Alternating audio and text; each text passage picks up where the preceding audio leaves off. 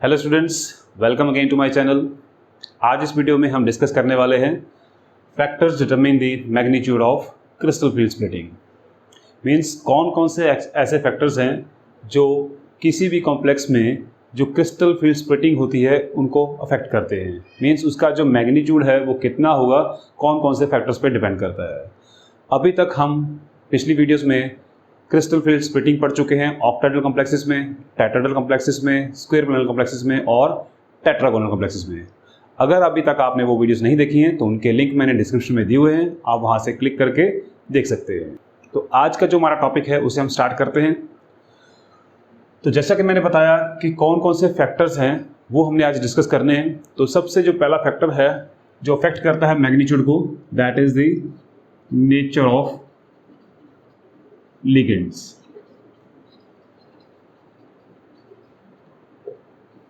Means हर ligand की अपनी अपनी एक नेचर है, ठीक है। तो उस नेचर पे डिपेंड करेगा कि वो डी ऑर्बिटल की स्प्लिटिंग किस हद तक करेगा, मीन्स उसका मैग्नीट्यूड कितना होगा। ओके, तो यहाँ पे एक बात हमें यहाँ पे ध्यान रखनी है। सबसे पहला पॉइंट है कि कोई भी लिगेंड जो है मेटल के डी ऑर्बिटल्स में स्प्लिटिंग क्यों करेगा, ठीक है। तो हमने डिस्कस किया था कि जब लिगेंड मेटल के पास जाते हैं, मेटल को अप्रोच करते हैं, तो जो लिगेंड में जो इलेक्ट्रॉन्स हैं, because of that electrons there is a electric field, ठीक है। तो जितना ज़्यादा किसी लिगेंड का इलेक्ट्रिक फील्ड जो है मेटल के डी ऑर्बिटल्स के साथ इंटरेक्ट करेगा, तब जाके क्या होगी, वहाँ पे स्प्लिटिंग होती है। ओके, तो यहाँ से एक बात तो हमें ये समझ में आती है कि जो लिगेंड मेटल के ज़्यादा क्लोज जा सकते हैं वो क्या करेंगे, ज़्यादा वहाँ पे स्प्लिटिंग करेंगे। मीन्स वहाँ पे क्रिस्टल फील्ड स्प्लिटिंग जो है ज़्यादा होगी। क्लियर। तो एक पॉइंट यहाँ पे ये है कि जितना ईजिली कोई लिगेंड मेटल के करीब पहुँच पाएगा वो क्या करेगा, ज़्यादा क्रिस्टल फील्ड स्प्लिटिंग करेगा। क्लियर। तो जो लिगेंड मेटल के क्लोज नहीं पहुँच पाएगा वो क्या करेंगे, कम स्प्लिटिंग करेंगे, ठीक है। तो फर्दर इसमें भी आगे हमारे पास 3-4 फैक्टर्स और हैं जो डिटरमिन करते हैं कि क्रिस्टल फील्ड स्प्लिटिंग कैसे होगी with the nature of ligand, ठीक है। तो सबसे पहले हम बात करेंगे कि अगर हमारे पास कोई ऐसे लिगेंड्स जो मेटल के साथ सिग्मा बॉन्डिंग करते हैं और दूसरी साइड में हमारे पास कुछ लिगेंड ऐसे हैं जो पाई बॉन्डिंग करते हैं, ठीक है। जब सिग्मा बॉन्डिंग होती है तो वहाँ पे हमारे पास सिर्फ और सिर्फ एक बॉन्ड बनेगी, और अगर पाई बॉन्ड बनती है तो हमारे पास वहाँ पे डबल और ट्रिपल बॉन्ड बन सकती है। और हमने ये लोअर क्लासेस में पढ़ा हुआ है कि जो बॉन्ड लेंथ होती है वो डबल और ट्रिपल बॉन्ड के केस में स्मॉलर होती है। मींस उस केस में जो एलिमेंट्स हैं वो एक दूसरे के बहुत क्लोज होते हैं, ठीक है। तो ऐसे लिगेंड्स जिनके अंदर मल्टीपल बॉन्ड बनने के चांसेस होते हैं उनमें क्रिस्टल फील्ड स्प्लिटिंग भी क्या होगी, ज़्यादा होगी। मींस ऐसे कॉम्प्लेक्सेस जिसमें मेटल के साथ कोई ऐसा लिगेंड लगा हुआ है जिसमें मल्टीपल बॉन्ड्स हैं, ठीक है, तो वो क्या करेंगे, ज़्यादा क्रिस्टल फील्ड स्प्लिटिंग करेंगे। ओके, फॉर एग्जांपल हमारे पास एक लिगेंड है सायानाइड और दूसरी तरफ है हमारे पास क्लोराइड। ओके, अगर हम सायानाइड की स्ट्रक्चर ड्रॉ करें तो हमें पता है इसके अंदर क्या होती है, ट्रिपल बॉन्ड होती है। क्लियर। और क्लोराइड जो है वो हमारे पास सिंगली बॉन्डेड होता है, ठीक है। और यहाँ पे हमारे पास कार्बन है जो मेटल को अप्रोच करेगा, ठीक है, और यहाँ पे क्लोरीन है जो मेटल के साथ बॉन्डिंग करेगा। क्लियर। अब यहाँ पे मल्टीपल बॉन्ड है और यहाँ पे हमारे पास सिंगल बॉन्ड फॉर्मेशन होती है। Okay, because of this reason जो सायानाइड लिगेंड्स हैं they are known as the strong field ligand. इनका जो इलेक्ट्रिक फील्ड होगा वो क्या होगा, ज़्यादा स्ट्रॉन्ग होगा। दैट इज वाई जब ये लिगेंड्स किसी भी मेटल के साथ लगे होंगे तो वहाँ पे जो क्रिस्टल फील्ड स्प्लिटिंग है वो ज़्यादा होगी। मींस इस केस में जो डेल्टा नॉट की वैल्यू है वो क्या रहेगी, ज़्यादा होगी एज कंपेयर टू हेलाइड्स, ठीक है। तो एक्सपेरिमेंटली ये देखा गया है अगर किसी मेटल के साथ साइनाइड लिगेंड लगे हुए हैं और दूसरी साइड पे क्लोराइड लिगेंड लगे हुए हैं, तो अगर उन दोनों को कंपेयर करते हैं तो crystal field splitting in case of cyanide ligands is approximately double than that of the chloride ligands. Okay, ये एक फैक्टर था मल्टीपल बॉन्ड का। दूसरा फैक्टर है कि अगर किसी भी लिगेंड के अंदर पोलराइजेबल इलेक्ट्रॉन्स हैं, ठीक है, तो उसमें भी क्या होगी, हमारी क्रिस्टल फील्ड स्प्लिटिंग होने के चांसेस ज़्यादा हैं। पोलराइजेबल इलेक्ट्रॉन्स मीन्स कि साइज छोटा है, इलेक्ट्रॉन्स ज़्यादा है, तो वहाँ पे इलेक्ट्रॉन्स क्या हो सकते हैं, डेविएट हो सकते हैं। ओके, ये भी एक फैक्टर है। तीसरा फैक्टर जैसे मैंने कहा था कि अगर हमारे पास लिगेंड का साइज छोटा है वो क्या करेगा, इजीली अप्रोच कर सकता है एज कंपेयर टू बड़े लिगेंड से। अगर हम हैलोजेंस को कंपेयर करें, ठीक है, तो हमारे पास bromide, iodide, chloride and fluoride, ये हमारे पास 4 हैलाइड लिगेंड्स हैं। तो इनमें से अगर हम बात करते हैं, फ्लोराइड का साइज जो है बाकी सब लिगेंड से छोटा होता है, ठीक है। तो छोटा होने की वजह से ये मेटल के साथ बहुत स्ट्रॉन्ग बॉन्ड बना सकता है, मींस उसके बहुत ज़्यादा क्लोज जा सकता है। तो इसका फील्ड क्या रहेगा, इन लिगेंड्स के कंपैरेटिवली ज़्यादा स्ट्रॉन्ग होगा, ठीक है। तो अगर हम कंपेयर करते हैं डेल्टा नॉट वैल्यू इन सब केस में, तो delta not in case of fluoride ligand would be greater than that of the chloride and that would be greater than that of bromide and delta naught of iodide. Clear? तो ये सारे factors जो है ligands के case में affect करते हैं crystal field splitting को। ओके, तो इन्हीं को ध्यान में रखते हुए हमारे पास एक स्पेक्ट्रोकेमिकल सीरीज आती है जिसमें हमने लिगेंड्स को अरेंज किया हुआ है from weak field ligand to the strong field ligand, ठीक है। अब उस सीरीज में हमारे पास कौन कौन से लिगेंड्स हैं, वो सारे लिगेंड्स हमारे पास होंगे जो मोस्टली हमने अभी तक पढ़े हैं, ठीक है। हैलोजेंस भी होंगे, ऑक्सीजन कंटेनिंग भी होंगे, नाइट्रोजन कंटेनिंग भी होंगे और कार्बन कंटेनिंग भी होंगे, ठीक है। एक जनरल टर्म में मैं वो सीरीज लिखूंगा कि अगर आपने इसको याद करना है तो कैसे याद कर सकते हैं। सबसे लेफ्ट साइड पे हमारे पास एक्सट्रीम लेफ्ट पे क्या होते हैं, हैलाइड्स होंगे, okay. That means these are the weak field ligands. उनके बाद बारी आती है ऑक्सीजन कंटेनिंग लिगेंड्स, मीन्स जिसमें हमारे पास जो डोनर है वो ऑक्सीजन हो, ओके। उसके बाद बारी आती है हमारे पास नाइट्रोजन डोनर लिगेंड जो होते हैं, नाइट्रोजन डोनर लिगेंड्स।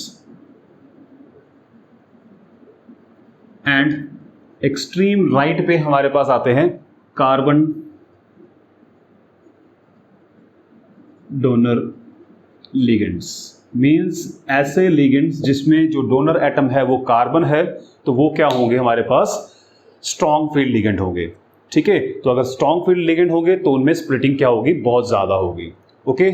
उससे पहले आते हैं हमारे पास नाइट्रोजन कंटेनिंग, जैसे कि हमारे पास अमोनिया है, पिरिडीन है, डाइपिरिडीन है, फिनेंथ्रोलिन है। तो ऐसे लिगेंड्स में हमारे पास क्या होगी, as compare to carbon donor ligand से जो क्रिस्टल फील्ड स्प्लिटिंग है वो कम होगी।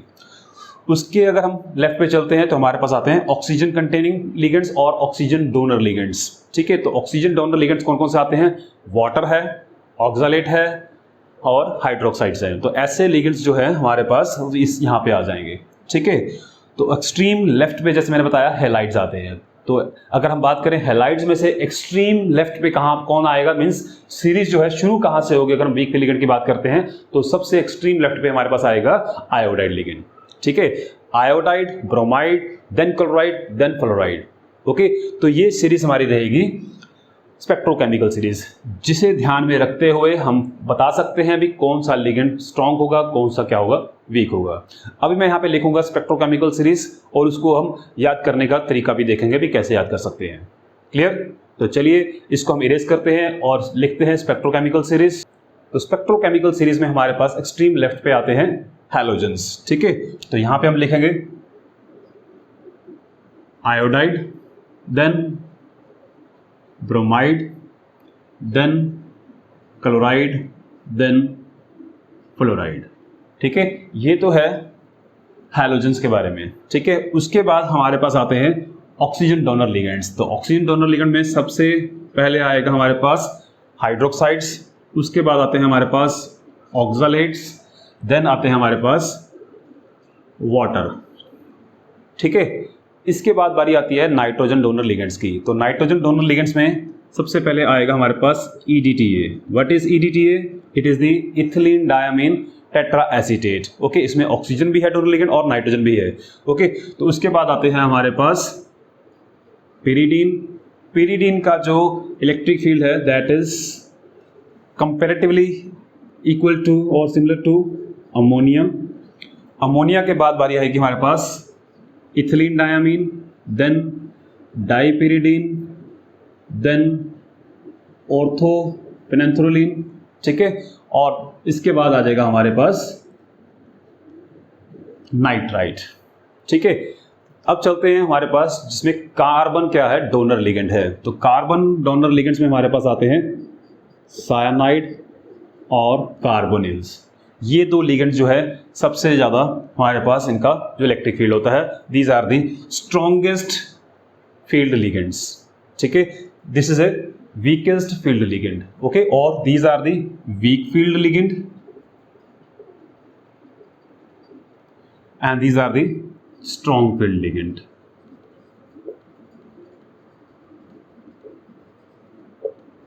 ओके, अगर हम इस सीरीज को कंबाइन करके लिखें तो एक सीरीज हमारे पास बनती है जिसको हम स्पेक्ट्रोकेमिकल सीरीज कहते हैं। तो वो सीरीज क्या है, सबसे पहले आएगा हमारे पास आयोडाइड, देन ब्रोमाइड। अब यहाँ पे हमारे पास दो लिगेंड जो है नए आते हैं, वो कौन कौन से हैं, एक लिगेंड यहाँ पे आता है, दूसरा लिगेंड यहाँ पे आता है। यहाँ पे आता है हमारे पास थायोसायानाइड, देन क्लोराइड, देन नाइट्रेट। उसके बाद आता है हमारे पास फ्लोराइड, देन हाइड्रोक्साइड, उसके बाद ऑक्सलेट, देन वाटर, उसके बाद आएगा EDTA। EDT के बाद आता है हमारे पास पिरिडीन और अमोनिया।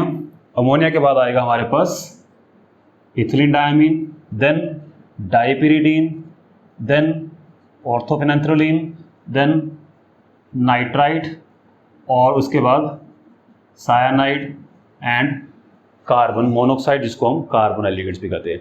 तो ये है हमारी स्पेक्ट्रोकेमिकल सीरीज। अब इसे याद कैसे करना है, ठीक है, इसका हम एक शॉर्टकट फॉर्मूला बनाएंगे, ठीक है, जिसको हम इजीली याद कर सकते हैं। तो चलिए अब हम उसको लिखते हैं, इसको हमने कैसे याद करना है। तो ये है एक शॉर्टकट तरीका जिससे हम स्पेक्ट्रोकेमिकल सीरीज को याद कर सकते हैं। देखिए, सबसे पहले आते हैं हमारे पास वीक फील्ड लिगेंड में हैलाइड लिगेंड्स, ठीक है। तो इनको हम ऐसे याद करेंगे, आयोडीन को हम याद करेंगे इनके, ब्रोमाइड के बारे में लिखेंगे हम बारे में, थायोसाइनाइड को लिखेंगे हम सोचना, क्योंकि ये एस से शुरू हो रहा है, ठीक है। क्लोराइड कल, नाइट्राइट नहीं तो फ्लोराइड फिर। तो क्या लिखेंगे इसको, इनके बारे में सोचना कल नहीं तो फिर। यहां तक तो हमारे हैलाइड लिगेंड जो है वो याद हो जाएंगे, ठीक है। उसके बाद आते हैं ऑक्सीजन डोनर लिगेंड्स। तो ऑक्सीजन डोनर लिगेंड कौन कौन से होते हैं, हाइड्रोक्साइड, ऑक्सलेट एंड वाटर, ठीक है। ये तीन हमारे पास जो मेन ऑक्सीजन डोनर लिगेंड्स है, इनको हम कैसे याद करेंगे, हाइड्रोक्साइड है, ऑक्सलेट को उसको, वाटर को वो, वाटर वो, ऑक्सा से ऊ, हाइड्रो से है, ठीक है। तो है उसका वो, ये तीन लिगेंड इस सीरीज में याद होंगे, है उसका वो, ओके।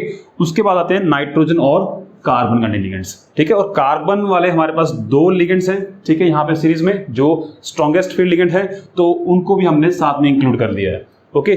तो कैसे याद करेंगे, सबसे पहले था EDTA, ओके। तो EDTA को हम लिखेंगे इतना, इतना, पिरिडीन पिया है, अमोनिया अमृत, इथिलीन डायमिंड इन्होंने, डाइपिरिडीन दोबारा दोबारा, ऑर्थोफेनेंथ्रोलिन और फिर, ओ से और, फिनेंथ्रोलिन से फिर, नाइट्राइट नहीं मिला, ठीक है। यहां पे था हमारे पास नाइट्रेट नहीं तो, नाइट्राइट को हमने लिखा नहीं मिला, सायानाइड संत, कार्बोनाइल को, ठीक है, CO को बना दिया हमने यहाँ पे, ठीक है। तो कैसे याद करेंगे हम, इनके बारे में सोचना कल नहीं तो फिर, यहां तक कंप्लीट। नेक्स्ट है उसका वो, ये आ गया सेंटर में। उसके बाद आता है हमारे पास इतना पिया है अमृत इन्होंने, दोबारा दोबारा, और फिर नहीं मिला संत को, ठीक है। तो ये हमारी कंप्लीट जो है स्पेक्ट्रोकेमिकल सीरीज है। आप इनको बस यहाँ पे जोड़ते जाइए और हमारी लेफ्ट टू राइट जो है पूरी की पूरी स्पेक्ट्रोकेमिकल सीरीज हमारी याद हो जाएगी, ठीक है। तो याद करने के लिए मैंने शॉर्ट में हम इनको ब्रेक करते हैं और फिर से हम इसको याद करते हैं, ठीक है, क्योंकि पूरा एक सेंटेंस बना पाना बहुत ही मुश्किल है, तो हम इनको पार्ट्स में याद करते हैं, ओके। क्योंकि अभी अभी हमने डिस्कस किया है हमारी जो स्पेक्ट्रोकेमिकल सीरीज है, उसमें हमारे पास सबसे एक्सट्रीम लेफ्ट पे आते हैं हैलाइड्स, देन आते हैं ऑक्सीजन कंटेनिंग लिगेंड्स, देन आते हैं नाइट्रोजन कंटेनिंग लिगेंड्स, देन आते हैं carbon containing ligands, means carbon donor, nitrogen donor, oxygen donor और हैलाइड डोनर्स, ठीक है। तो इनको हम याद करेंगे, इनको अलग से याद करते हैं, इनको अलग से याद करते हैं, इनको अलग से याद करते हैं, इनको अलग से याद करते हैं। अब क्योंकि ये दो ही हैं सिर्फ हमारे पास यहाँ पे लिगेंड, स्पेक्ट्रोकेमिकल सीरीज में और भी हो सकते हैं, बट हमारी स्पेक्ट्रोकेमिकल सीरीज में हमें यही दिया हुआ है, तो हमें सिर्फ इनको ही याद करना है, ठीक है। अगर और भी हमारे पास कार्बन कंटेनिंग लिगेंड्स आते हैं या कार्बन डोनर लिगेंड्स आते हैं तो वो भी क्या होंगे, स्ट्रॉन्गेस्ट फील्ड लिगेंड होंगे, ठीक है। अब यहां पे एक चीज और ध्यान देने वाली है कि अब हमें पता कैसे चलेगा कि चलो ये तो हमने पता कर लिया कि जो एक्सट्रीम लेफ्ट पे हैं वो क्या होंगे, वीक फील्ड लिगेंड होंगे, और जो एक्सट्रीम राइट पे हैं they are the strong field ligand. जो इन बिटवीन है, ठीक है, उनके बारे में हमें कैसे पता चलेगा भी कौन सा स्ट्रॉन्ग फील्ड लिगेंड है और कौन सा वीक फील्ड लिगेंड है। तो यहां पे हमने ध्यान रखना है कि अमोनिया से पहले, ठीक है, अमोनिया के लेफ्ट में जितने भी लिगेंड्स आ जाएंगे, कौन कौन से लिगेंड्स आ जाएंगे, अमोनिया और पिरिडीन दोनों सेम से ही हैं। उससे पहले EDTA, water, oxalate, hydroxide, fluoride, nitrite, chloride, thiocyanide, bromide and iodide, all these ligands are weak field ligand. Means जब भी कभी ये कंपेयर किए जाते हैं किसी दूसरे लिगेंड के साथ तो हमने देखना है इनकी पोजीशन को भी, स्पेक्ट्रोकेमिकल सीरीज में इनकी पोजीशन कहाँ है, ठीक है। उनकी पोजीशन को हम देख के बता सकते हैं कि उन दोनों में से कौन स्ट्रॉन्ग फील्ड लिगेंड होगा और कौन वीक फील्ड लिगेंड होगा, ठीक है। तो जैसे मैंने बताया कि अमोनिया से लेफ्ट में जो लिगेंड्स आ रहे हैं these are the weak field ligand, और अमोनिया के जो राइट में लिगेंड्स हैं वो क्या होंगे, स्ट्रॉन्ग फील्ड लिगेंड होंगे। मींस अगर हम कंपेयर करते हैं किसी मेटल के साथ, हमारे पास अगर 6 अमोनिया लिगेंड्स लगे हुए हैं और 6 क्या लगे हुए हैं, ऑर्थोफेनेंथ्रोल लगे हुए हैं दूसरे कॉम्प्लेक्स में, तो उसमें जो ऑर्थोफेनेंथ्रोल वाला कॉम्प्लेक्स होगा उसमें क्रिस्टल फील्ड स्प्लिटिंग क्या होगी, ज्यादा होगी। इसी तरीके से अगर हम कंपेयर करते हैं EDTA और ऑक्सलेट को या EDTA और वाटर को, तो वाटर वाले कॉम्प्लेक्स के केस में हमारे पास जो क्रिस्टल फील्ड स्प्लिटिंग होगी वो कम होगी, ठीक है। क्योंकि अगर इन दोनों का कंपैरिजन हमने किया है तो इन दोनों में से स्ट्रॉन्ग कौन है, EDTA is the stronger than the water, ठीक है। तो वाटर के केस में जो कॉम्प्लेक्स होगा वहां पे क्रिस्टल फील्ड स्प्लिटिंग क्या होगी, लेस होगी। क्लियर। तो ये था नेचर ऑफ लिगेंड, जिसमें हमने उनके साइज के बेस पे, उनकी बॉन्डिंग के बेस पे, उनकी पोलराइजेबिलिटी के बेस पे हमने इनको डिस्कस किया कि इनकी नेचर कैसी है और ये किस तरीके से क्रिस्टल फील्ड स्प्लिटिंग करते हैं। और इसी को ध्यान में रखते हुए हमने एक स्पेक्ट्रोकेमिकल सीरीज बनाई जिससे हमें पता लगता है कि कौन कौन से लिगेंड जो है वीक फील्ड लिगेंड है, कौन कौन से लिगेंड जो है स्ट्रॉन्ग फील्ड लिगेंड है और वो किस तरीके से स्प्लिटिंग करते हैं। अब नेक्स्ट फैक्टर है oxidation state of the metal line. Means अगर हमारे पास कोई ऐसा कॉम्प्लेक्स है जिसमें मेटल और लिगेंड क्या है हमारे पास सेम से है, मींस अगर दो कॉम्प्लेक्स ऐसे हैं दोनों में मेटल भी सेम है और लिगेंड्स भी सेम हैं और नंबर ऑफ लिगेंड्स भी सेम है, बट उन दोनों में फर्क क्या है, oxidation state of metal line का, ठीक है। अगर एक मेटल का जो ऑक्सीडेशन स्टेट है हायर है, दूसरे में ऑक्सीडेशन स्टेट जो है लोअर है, तो तब भी वहां पे क्या होगी, क्रिस्टल फील्ड स्प्लिटिंग में जो मैग्नीट्यूड है उसका वो डिफरेंट रहेगा, ठीक है। जैसे मैंने यहाँ पे एग्जाम्पल्स लिए हैं। फर्स्ट एग्जाम्पल हमारे पास है हेक्सा एक्वा कोबाल्ट कॉम्प्लेक्स, दूसरा भी हमारे पास सेम है बट यहाँ पे हमारे पास जो चार्ज है कॉम्प्लेक्स का वो डिफरेंट है। अब ये चार्ज कहाँ से आया, मेटल लाइन का जो चार्ज है ऑक्सीजन स्टेट है वहाँ से हमारे पास ये चार्ज आया। क्यों? क्योंकि यहाँ पे जो वाटर है that is a neutral ligand, ठीक है। Because of the neutral ligand यहाँ पे चार्ज जो है लिगेंड का वो जीरो रहेगा, तो ये जो चार्ज आएगा that is because of this metal line, ठीक है। तो फर्स्ट केस में जो कोबाल्ट है that is cobalt 3 positive, okay, और सेकंड में हमारे पास जो कोबाल्ट है दैट इज कोबाल्ट 2 पॉजिटिव, ठीक है।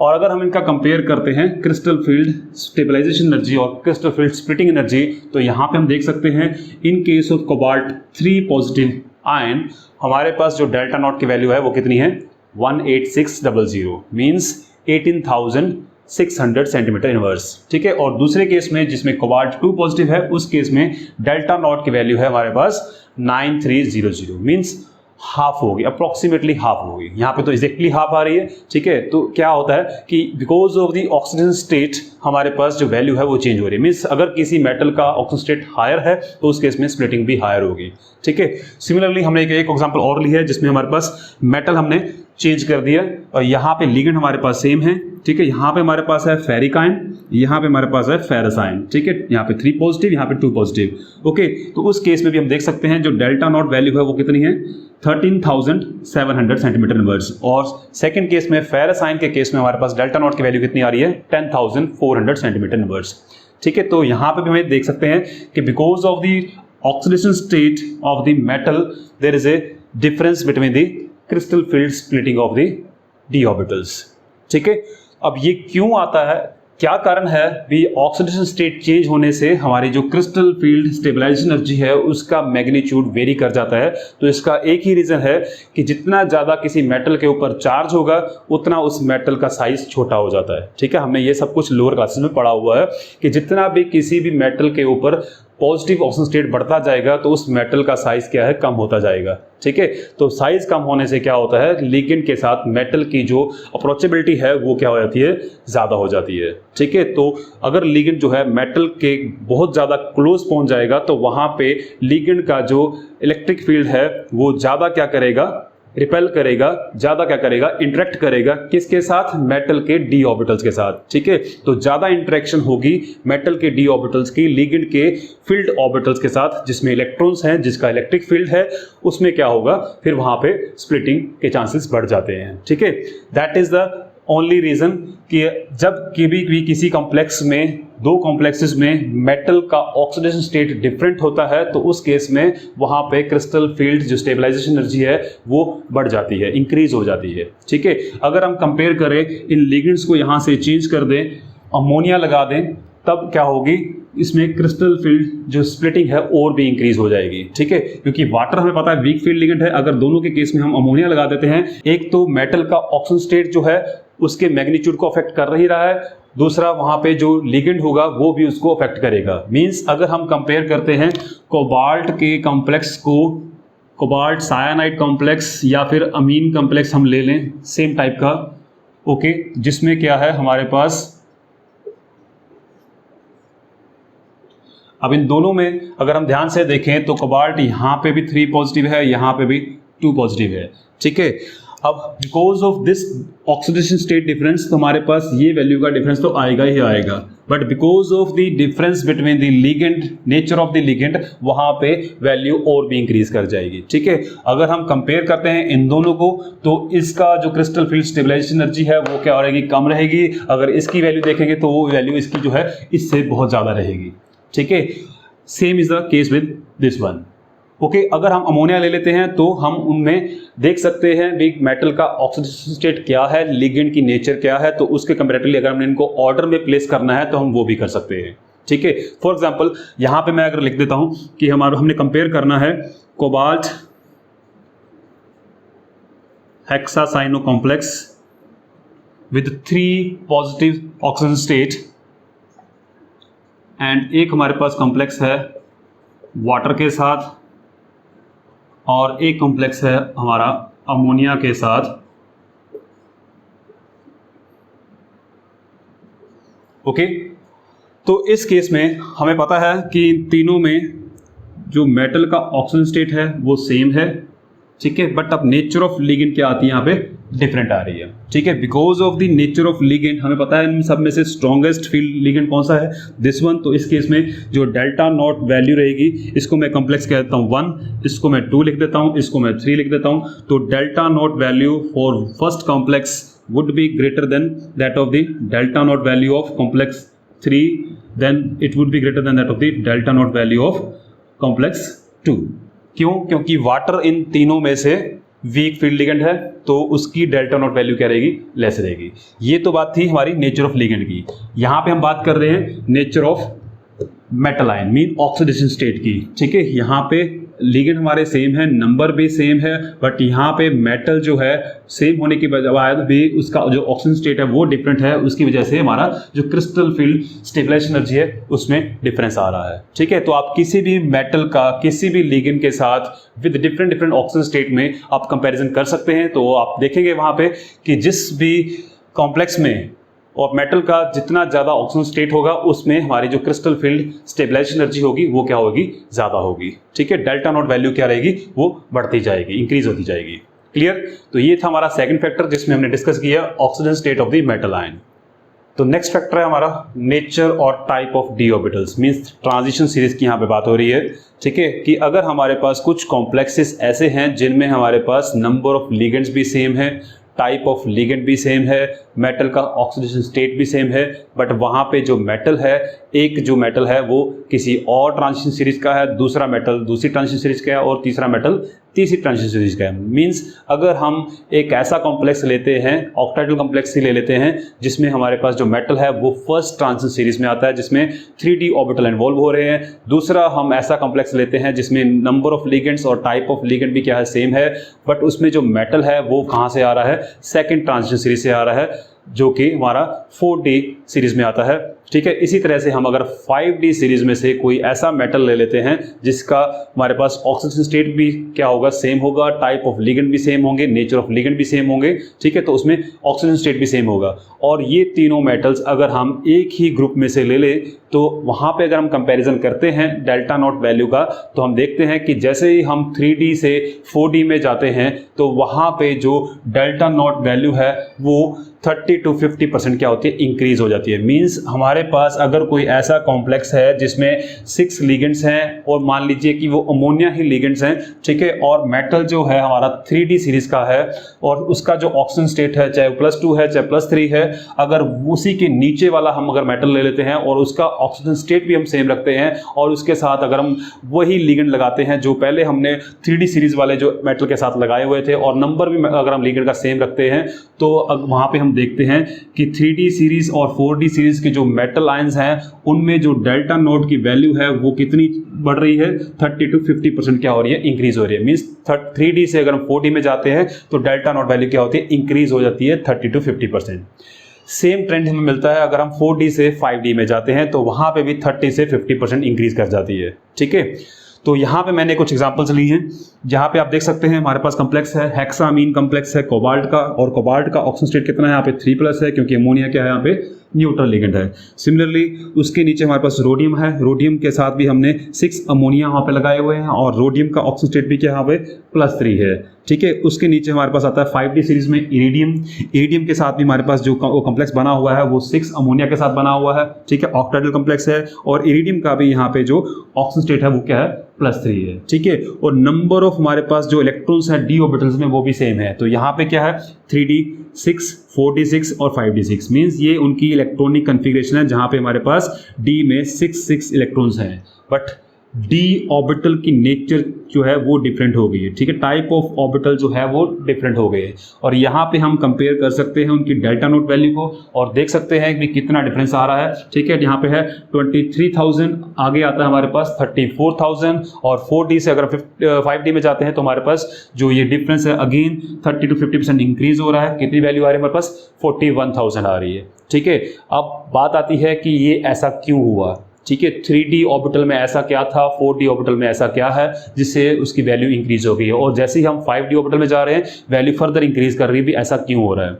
ठीक है, ऐसा इसलिए हो रहा है कि अगर हम d ऑर्बिटल्स की शेप को ध्यान से देखें तो 3 ऑर्बिटल्स की शेप को हमने अच्छे से पढ़ा हुआ है। ठीक है, 4d और 5d की शेप को हमने नहीं पढ़ा इतना डिटेल में। ठीक है, तो मैं यहाँ पे आपको बता देता हूँ कि 3d और 4d की अगर हम d ऑर्बिटल्स की शेप और साइज की बात करें तो 4d के जो ऑर्बिटल्स हैं वो 3d ऑर्बिटल से बिगर होते हैं। ठीक है, साइज में बड़े होते हैं। ओके, अगर हम बात करते हैं कि 3d ऑर्बिटल्स हमारे पास इस तरीके से, अगर हमारे पास जो है डबल शेप का अगर आ रहा है एक एक्सिस में तो दूसरी साइड में भी हमारे पास क्या होता है, डबल शेप का होता है। ठीक है, अगर हम 4d की बात करते हैं तो उस डबल शेप d ऑर्बिटल्स के ऊपर भी हमारे पास लोब्स बनते हैं, नीचे भी लोब्स बनते हैं और साइड पे भी लोब बनते हैं। ठीक है, अगर मान लीजिए हम बात कर रहे हैं 3d x² - y²। ठीक है, तो हमें पता है इसकी शेप क्या होती है, तो ये होगा हमारे पास x एक्सिस और y एक्सिस की डायरेक्शन में,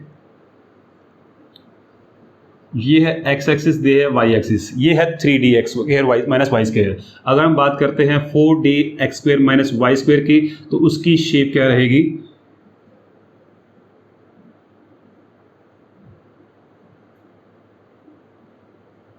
इस तरीके से हमारे पास y एक्सिस में भी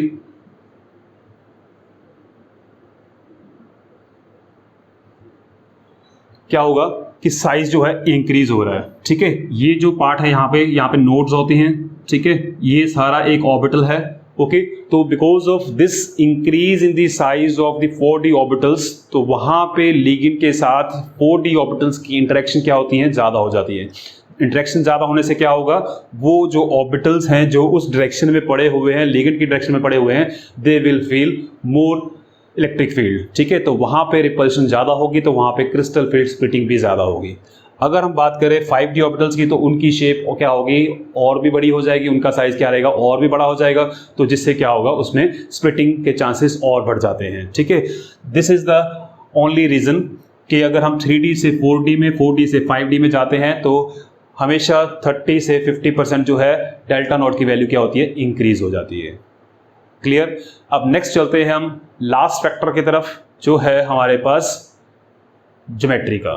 ठीक है, कि ज्योमेट्री से जो है क्रिस्टल फील्ड स्प्लिटिंग कैसे उनका मैग्नीट्यूड जो है वो वेरी करता है, उसमें क्या डिफरेंस आता है, ये हम पहले भी स्टडी कर चुके हैं कि अगर हमारे पास एक ऑक्टाहेड्रल ज्योमेट्री है और दूसरी साइड पे हमारे पास टेट्राहेड्रल ज्योमेट्री है, तो हमने उनका जो डेल्टा वैल्यू है वो हमने कंपेयर किया था कि टेट्राहेड्रल के केस में जो डेल्टा वैल्यू है, मींस जो क्रिस्टल फील्ड स्प्लिटिंग है, that is equal to 4/9 times of the delta nought, means crystal field splitting of the octahedral complexes. ठीक है, तो मैं उसी फैक्टर पे दोबारा से आता हूं, इसको इरेज करते हैं, चलते हैं उसकी तरफ और देखते हैं भी कैसे हम उसको फिर से एक्सप्लेन करते हैं।